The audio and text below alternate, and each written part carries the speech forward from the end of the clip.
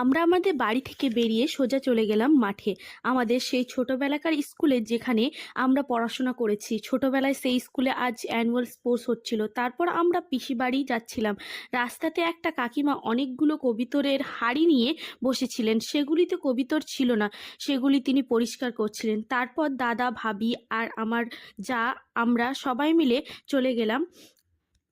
আপনার দাদাভাইকে ছেড়েই ঘুরতে যেতে হলো, কারণ ওনার অফিস থেকে কিছু জরুরি ফোন আসছিল, তাই আপনাদের দাদাভাইকে আমাদের বাড়ি রেখে তারপর আমরা গল্প করতে করতে যাচ্ছিলাম বড়বিলের আল দিয়ে। এটাকে আমরা বড়বিলের আর বলি। এর আগেও আমি জানিয়েছি, এটা আমাদের সুন্দর একটা ঘোরার জায়গা। বাইরে থেকেও এখানে অনেকজন ঘুরতে আসে। তারপর আমরা বড়বিল পেরিয়ে বড়াতলি গ্রামটাতে চলে আসলাম। এটা গ্রাম পেরিয়ে আমাদের যেতে হবে BSF camp, Malda BSF camp. কিছুক্ষণের মধ্যে আমরা শনিবারই হাট। অনেক মজা করতে করতে যাচ্ছিলাম, তবুও একটু খালি খালি লাগছিল আপনাদের দাদা ভাইয়ের জন্য। তারপর মনে পড়লো সেও তো আমাকে রেখে বন্ধুদের সাথে ট্যুরে যায়। তখনই ভাবলাম একদম ঠিক করেছি। তারপর আমরা ফাইনালি পৌঁছে গেলাম বিএসএফ, যেখানে সেই মোমোর দোকানটা আছে। সত্যি কাকুটা অসাধারণ মোমো বানায়। আপনাদের যদি কখনো মালদা বিএসএফ আসেন তাহলে নিশ্চয়ই ট্রাই করবেন বিএসএফ এর এই কাকুটার সুন্দর মোমো। এত টেস্টি অ্যান্ড এত গরম গরম মোমো দেয়, স্যুপটা অসাধারণ।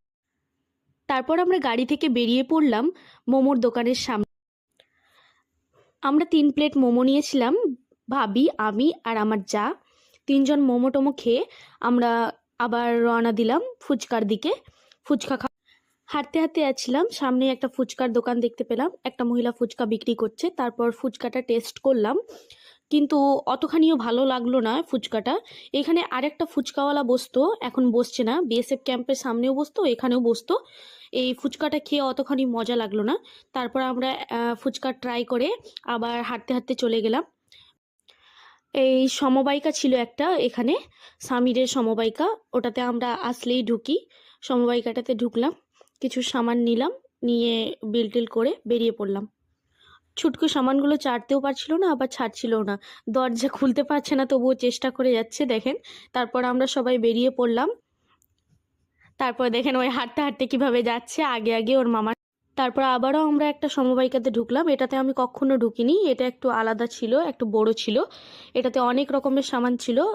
এর আগে আমি কখনো এসেছি এখানে, এই সমবায়িকাটা আমার চোখে পড়েনি, আজকে প্রথম ঢুকলাম।